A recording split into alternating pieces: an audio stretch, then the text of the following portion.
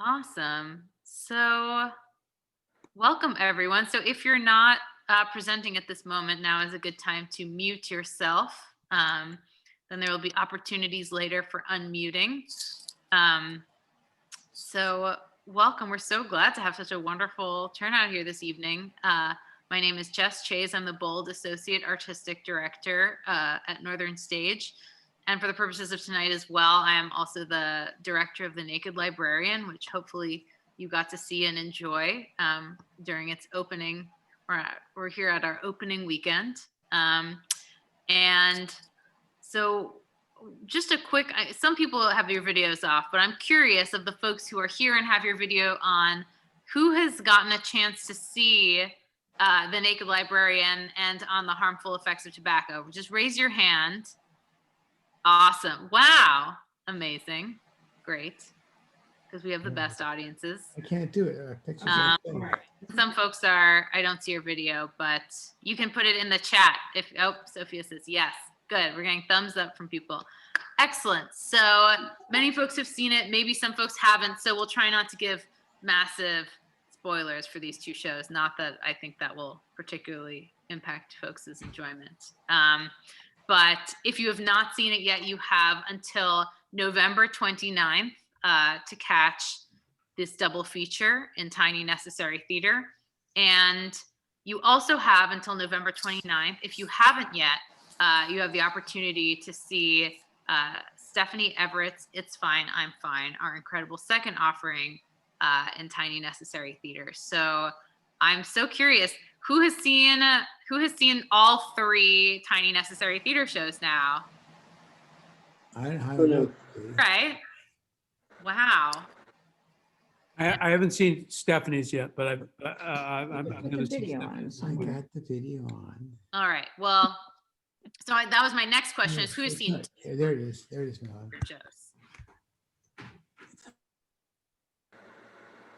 All right. So mostly it's three or one, maybe. Well, I cannot recommend all of them highly enough. So please check out both while you still can between now and November 29th.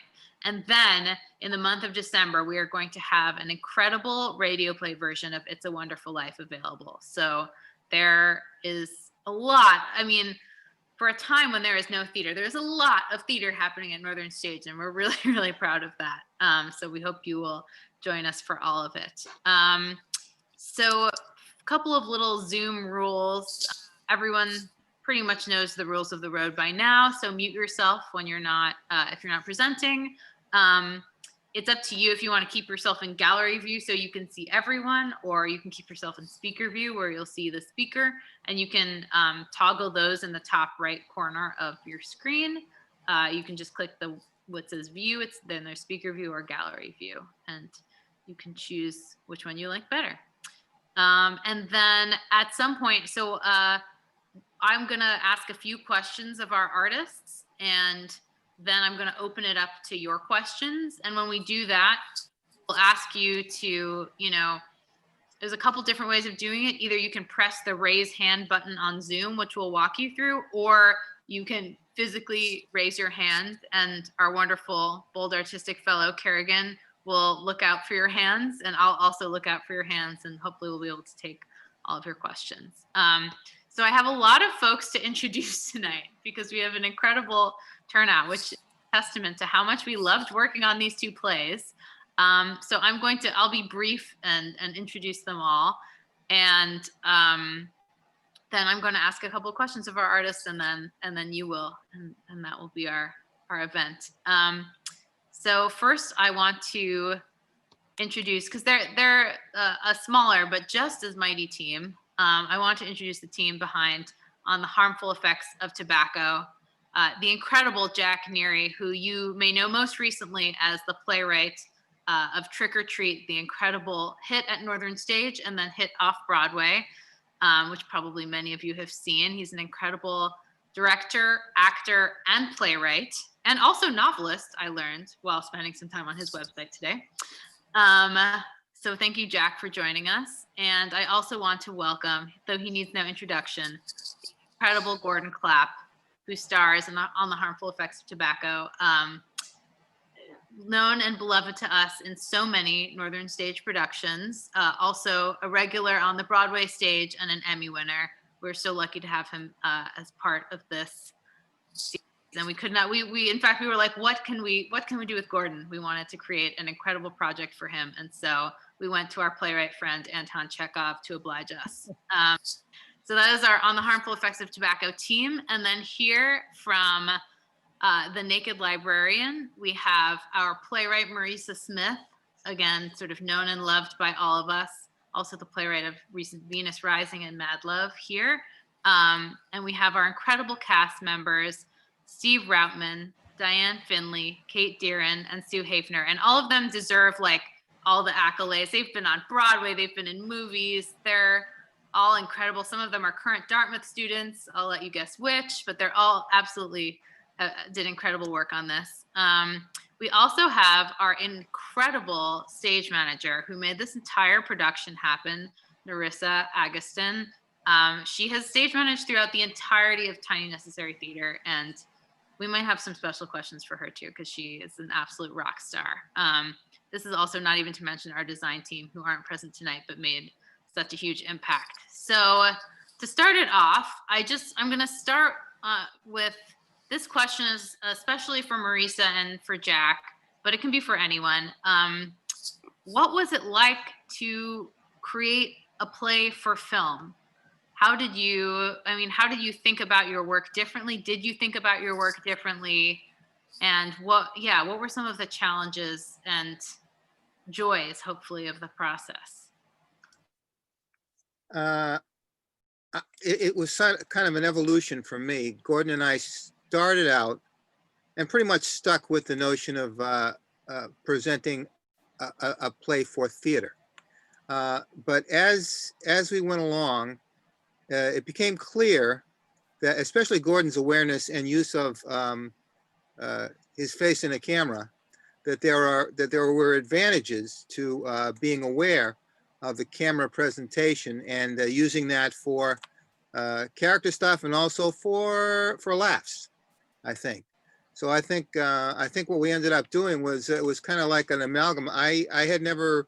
I've been in film, but I've never, coordinated or directed anything like this. And it was great to have Gordon there because he's done this a lot. Yeah. I've done a little bit of that. Hi, Jack. Hi, Marisa. Well, I truthfully, I wrote this for the theater, and never really thought it would be a filmed play. But I realized, I think just when we first talked about it, that it would lend itself to the new world because they were monologues. And I'd had one experience with another monologue I wrote called Dinosaur Woman, which I thought worked pretty well because the camera was the audience. And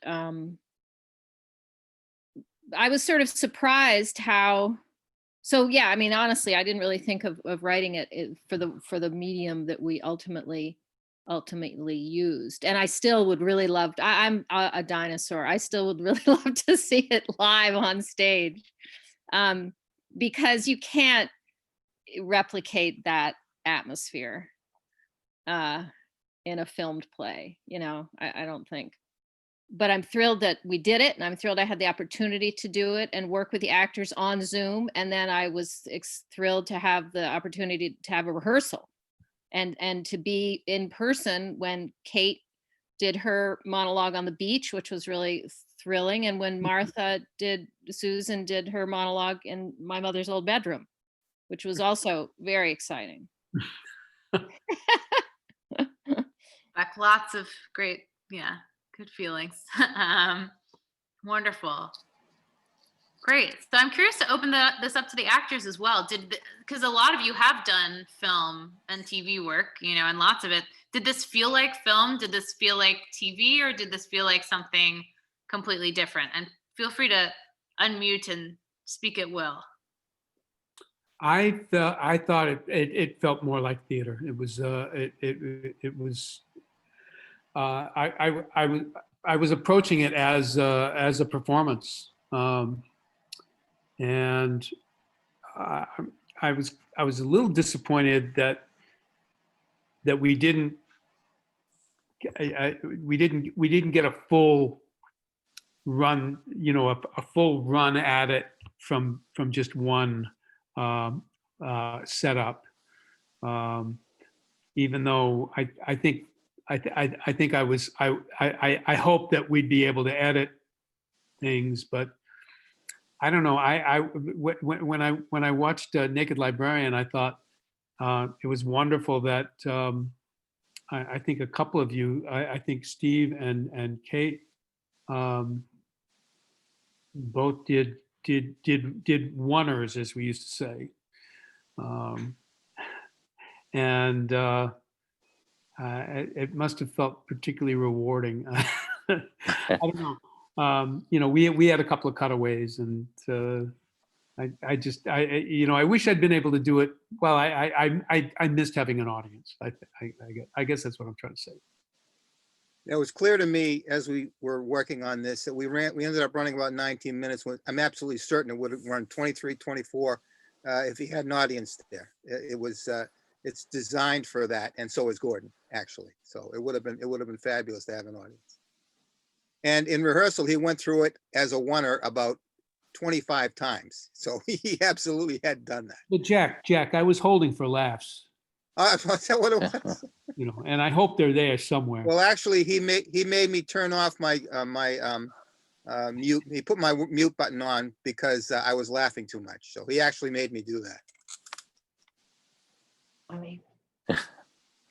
But he asked nicely. I'll talk now. Can I talk now? Go for it, Diane. Please. I felt actually that I was doing more of a film that particular day because I'm not usually that quiet. And I found that in that particular monologue for me, I loved being able to go really, really inside of Goosey. It felt warmer. It felt so much warmer. So that was one way of looking at it. Also, I must say that I love that monologue so much that I have performed it, insisting on many friends saying, before I go and leave you, can I do the monologue for you?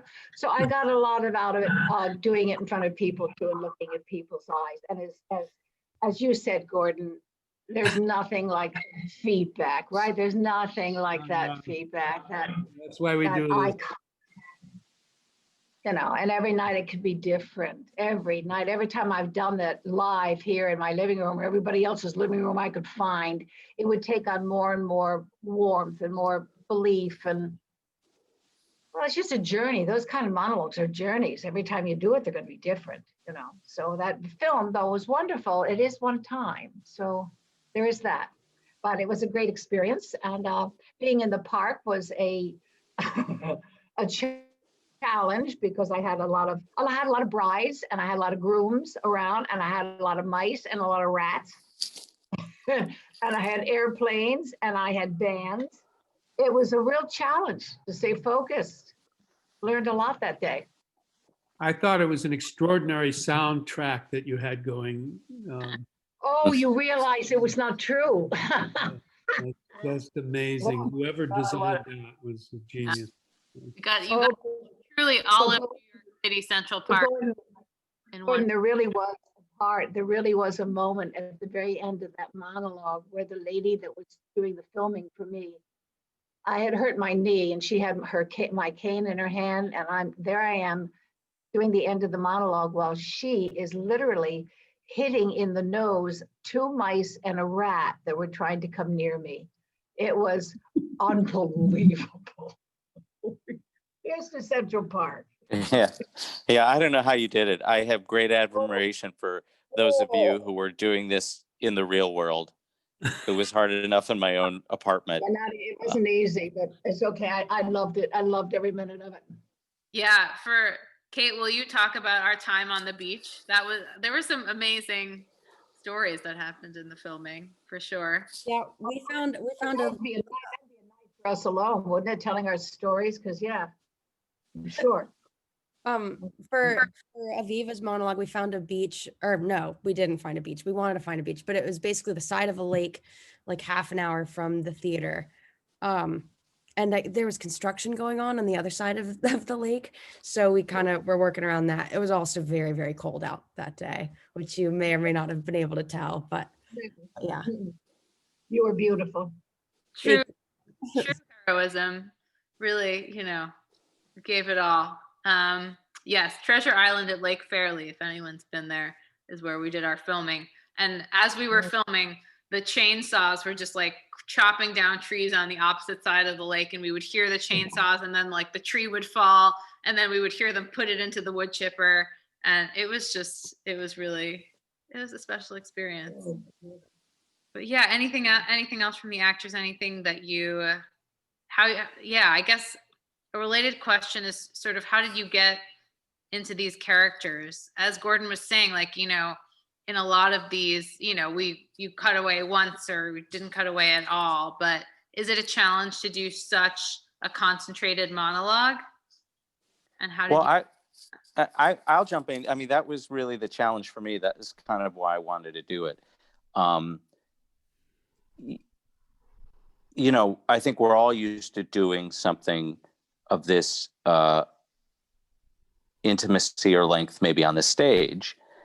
And that's probably where most of us feel comfortable doing it. And I know I've never had the experience and will never have the experience of doing a 15-minute monologue direct to camera. It's just not going to come up. So that was a real appeal to me. And hopefully being able to achieve it in one take has a theatricality to it that is transferable to what you get in the theater. So those were the challenges that intrigued me as I was working on it. And Steve, you didn't blink. I kept looking for you. Were like so. That was so amazing to me. It totally freaked me out doing this kind of. Again, like you, I don't know if I'll ever get this chance to do a 10-minute piece, But I was watching Steve, and I was like, "Wow, that is so cool." That there was. Really? It was not even. I loved it. It was just such a good command of the camera. But what a great challenge this was. It was really Major challenge, wasn't it? But wasn't it fun? Wasn't it fun to get into the character so much that it was like the best fur coat you've ever worn? Oh, lovely. Yes, I love that. Yeah, Goosey. Oh, I am Goosey. And Marisa, to be in your house. That was super awesome. I love that. I love that you guys were in my house. Right.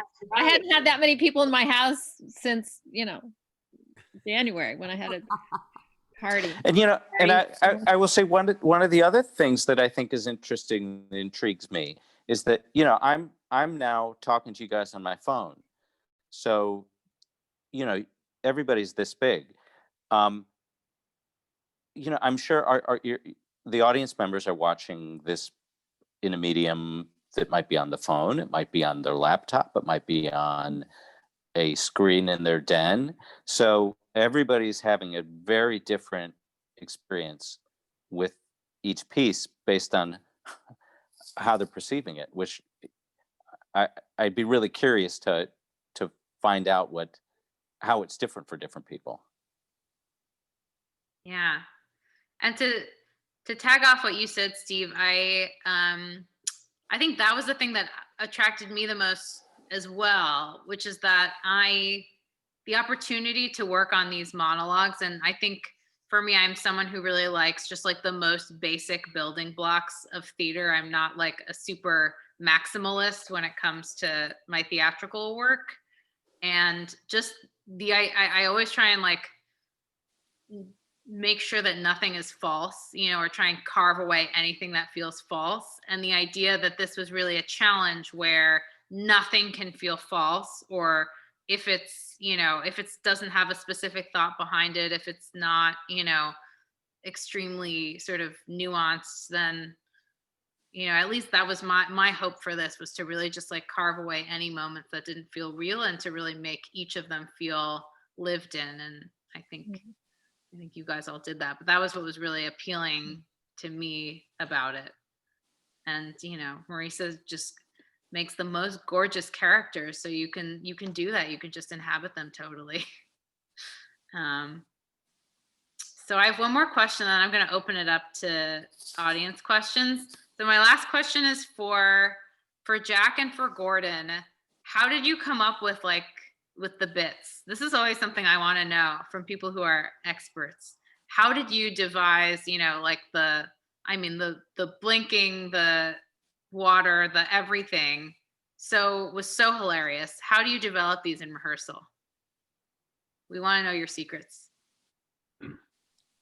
Well, I have to say that Carol, at an early at the meeting outside, you know, the outside of Northern Stage, when we had the audience, or some of the patrons come in, and we were talking about the season and what we were going to do.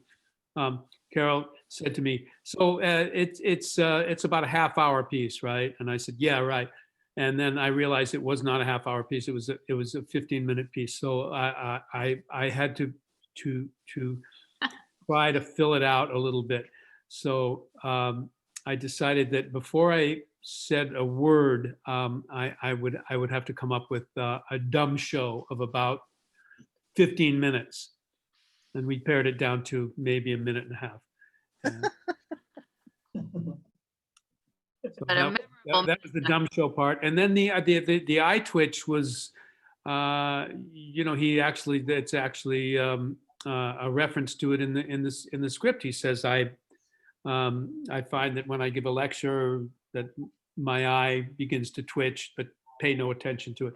So I figured I had to establish that earlier. So we found some places to lay that in, and then we found the great, you know, payoff at the end, that he's finally, when he I don't want to give away too much, but when he's finally become liberated, the twitch stops. It's gone away, and so and then for some reason it comes back, and so we found ways, and you know, we're both laugh whores. We really are. We just shameless. So awesome. Well, we're all the richer for it. So yeah, I'd love to open it up to the group here. You can either raise your hand and we'll look for you, or if you you can click participants at the bottom of your screen, and then you'll see the white participants panel, and it says raise hand at the bottom. You can click raise hand and ask a question of our incredible artists. Oh gosh, Ben Beckley. Why don't you go ahead? Hey everybody. I really love the performances. I was curious, for the 4 Naked Librarian actors, I loved your performances so much. Like, to what degree you were inspired or influenced by either the text or the other performances, given that everybody's story sort of impacts everybody else's, or to what degree you really didn't want to know about what other people were doing or what other people were saying about your character. I'll pipe in. I thought it was really important. We had a couple rehearsals where we all worked together, and I'm just pretty horrible at monologues, or I thought I was, and it was just great to feel like this was a 4-person scene. And so to, you know, everything that Steve said would inform, even though I was just I was a totally different character, to know where I was coming from when it came from, you know, to feel like, and Jess, you were great at that, sort of taking us on the journey, so we were aware where we fit as a cog in the wheel. So I felt that it was really important we had a couple rehearsals together. Susan, I totally agree with you. I felt that way during rehearsals, and I didn't realize quite what the payoff was. I mean, enough to know where my journey was and where it was going to go. But when I finally saw it last night, I thought, wow, it was totally cohesive. Totally. Wasn't it? Great journey. Great journey. Nice writing. Thank you, Marissa. It's funny. I had the absolute opposite impulse, which is I wanted it to be a really private process for me, so that my Goosey would not be influenced by the actress that I just met on Zoom for 20 minutes one day. That I could have these, Yeah. that I could make it very personal to who I imagined Goosey, or who I imagined Martha, or my my son in the piece. But I'm very grateful that I've gotten to meet these wonderful actors that I'm lucky to share the screen with. I know. I was like, Steve, I'm going to force you into coming to a group rehearsal. I was like, I'm sorry, I have to create ensemble. It's in my nature, but it's true that we mostly just had our sort of one-on-one time. Joy, I can't hear your question. Go ahead. Yeah, I really enjoyed tonight, both performances, both pieces, and I thank Northern Stage for bringing this necessary theater into our lives. When your piece started, Marissa, and Diane, you opened it, I thought, oh, I know her. I love her. She was in Venus Rising. This is going to be a comedy. I love this type of character. And so I was kind of engaging, expecting to laugh. And I spent a lot of time with my elderly mom recently. So I was relating some of your characters' comments to her, real life commentary. And then when it switched to your character, Steve, my experience became very dramatic. Like I was caught by surprise, thinking later, oh, that was probably by design. But I got pulled into the dramatic aspect as you were talking about how your son, Jacob, never disappointed you, then ultimately, shocked / disappointed you. And so it felt like I won't give too much away, but it felt like Pumpernickel's experience with his son counterbalanced, Goosey's experience with Pumpernickel, right? Because he crossed faiths, and then in the end, when Kate, you were talking, it's like you crossed another boundary. And I just love the balance of all of that throughout the piece. So I really appreciated that. And Susan, your piece was so pure, it's like it made it totally believable, right? I mean, because that character could have been looked at as like, oh, she broke up a family, right? And it was written and acted in such a pure way. We were completely sympathetic with your character and how life turned out very happily ever after for Martha. Thank you. We talked about that. I was worried. I didn't want to be the villain in the piece, but Jess assured me that, and I remember telling my boyfriend about this show I was doing where they actually didn't cheat on their, they didn't have an affair truly before they got together. And my boyfriend was like, what? That's not possible. And I said, that's the purity of this piece. Yeah. So thank you for noticing that. Thanks. Yeah. So overall, it was very balanced. Thanks. Thank you, Joy. And so I received a question via chat from, I think, Trisha, about how long the rehearsal process was for both shows, because everyone was, we got totally off book, but it wasn't it was pretty quick. I'm curious how it felt to you guys. It was what? Because I don't know what everyone else. I had that script about a week before that. I guess we were rehearsal for 2 weeks, and I was lucky enough to get a hold of it a week before that. Maybe I shouldn't say, I don't know, but so I had 3 weeks, and that was good. That was enough. For us, it was endless. Yeah, we tried to figure out what we could do So we talked a lot of baseball and very little politics, but pretty much how we all knew different people, and who the different people in our life, and eventually we would get around to running through it once and doing some notes and then saying, we'll try harder tomorrow. Yeah, that's Very exactly. brave of you to do it in Russian, I thought. Very brave. Did you like that touch? Yes. Oh, thank Hey, you. Jess, can I ask a question of the assembled? The same question I asked the kids that I spoke to yesterday? Absolutely. Yesterday? Yeah, yesterday. For those of you who have seen it, I'm sort of considering trying to make the Naked Librarian into a full-length piece. And so I asked the kids from Eric Love. Eric, you there? Eric Love's great troupe. Which characters that were mentioned in the monologues would the audience like to see brought to life? So if anybody would like to tell me if there's any character that was mentioned, and I can remind you of you if you want, but otherwise you might remember. I'd love to hear that. I'd love to hear that because I think I may at some point try and flesh the whole thing out. Well, I'd have to think about that.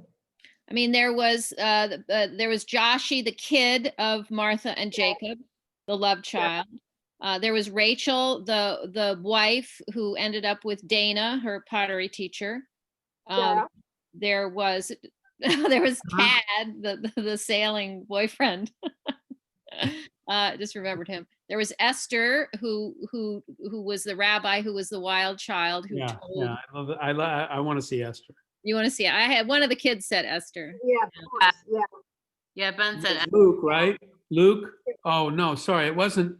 The character's name wasn't Luke, was it? Okay. That's my son. Yeah. Which character? Oh, Jacob? Eagle Scout. Yeah, the Eagle Scout. I know. I do draw from life. It's true. Yes, that was. I'm waiting for my older son to rebel. Jacob. Yeah, Jacob. Somebody also mentioned Jacob, the Eagle Scout, who married dear Martha. No. Yeah, someday I'm going to write about you, Gordon. You just wait. I want to write about you. Put your responses in the chat as well if you have characters. Any ideas? Brigitte, there's but I want to turn it over to Yulia, who's been waiting patiently. What is your question? Go ahead. Well, it's more of a comment, I think. First of all, thank you so much. It was such a joy to just soak it all in, both pieces, and the characters felt so real. Like I sat, a couple of feet apart and listened, and I was a confidant. It was so awesome. And as far as Chekhov, that was a treat. Just having Chekhov right there and from the beginning to end. And I'll have to call the North Stage box office and say, forget my membership, get me some more tickets. I need to see this again. Just amazing. So thank you to everybody. I realized how much it seemed so flawless and so easy and just, turn on my computer and sit and watch. But I can only imagine how many hours of work went into this to make this possible. And it is a great gift. Thank you so much, guys. So I don't really have a question, or maybe, I don't know, maybe Gordon or Jack Neary has a favorite, another favorite of Chekhov's, but that's just because, I'm partial since I'm Russian. Well, I haven't had the opportunity to do enough Chekhov in my life, except in the shower maybe, or, well, you were in Chaika Seagull. I said it in Russian. Seagull, I did a radio play of Seagull. Yeah. I heard that. But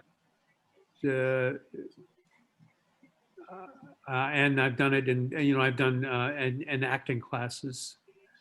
I got to do it I got to do a scene from Seagull for Joseph Chaykin, who was a great legend in the theater, and let's just say he liked it. So that was a great reward at the time. When I was a younger man, but I haven't gotten to do enough Chekhov in my life. And before I sign off, I just have Have to you done say every Chekhov? Have you I been- loved every character, just like you sympathize with them, right? For all they've gone through their lives. Sorry, Gordon, I didn't mean to interrupt you. They do seem to wear it on their sleeve, though, you know. I wanted to give you a big hug at the end because that wife was coming your way. It's coming my way, yes. Thank you. I'm very fortunate not to have that wife in my life. I have a different wife, a lovely wife, a kind wife. Yeah, I'm with Elizabeth. I think that, you know, we want to see Gordon and some Chekhov at Northern Stage. We're gonna have to call Carol. But we've been, I mean, she'll say this herself. We've been talking about it every year. We're dreaming. This was our little taster. So hopefully just keep calling the box office and say more Chekhov. And then maybe we can see it in some future seasons. That's our hope. I'll send some emails in. Yeah, just overwhelming phone calls. It's like, you know, calling your representative. Call the box office and tell them you want to Chekhov. Great. Joy, did you have another question?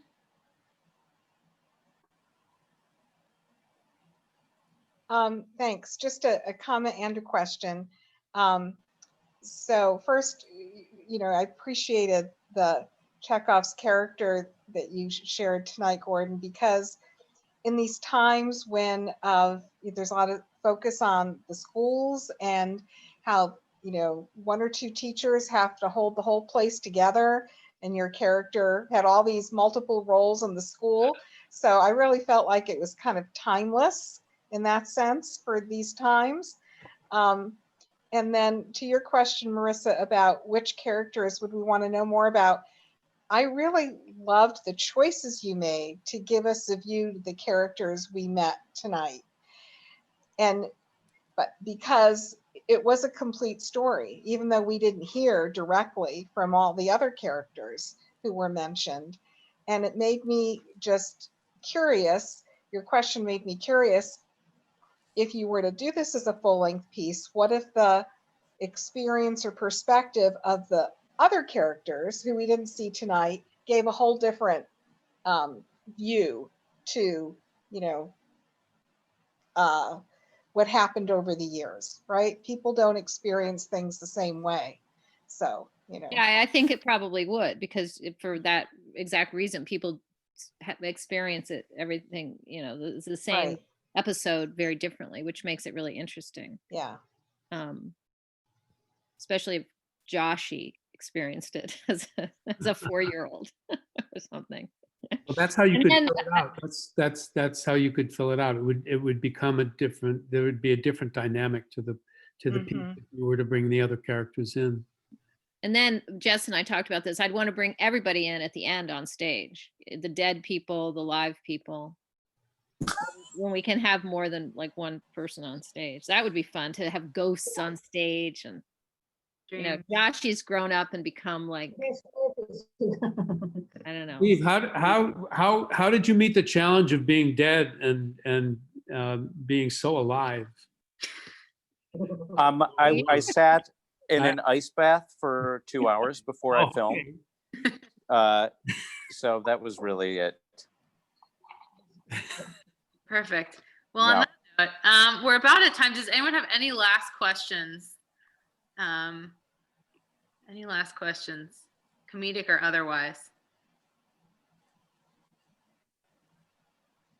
Well, then we're going to leave it on ice bath, but thank you all. This is really, it's funny because we filmed this all very separately. So this is really like this is our opening night. So thank you for sharing it with us. We're open. Tell your friends about The Naked Librarian and the Harmful Effects of Tobacco. And we hope to see you very soon. Thanks for joining us. Have a great weekend. Great work, everyone.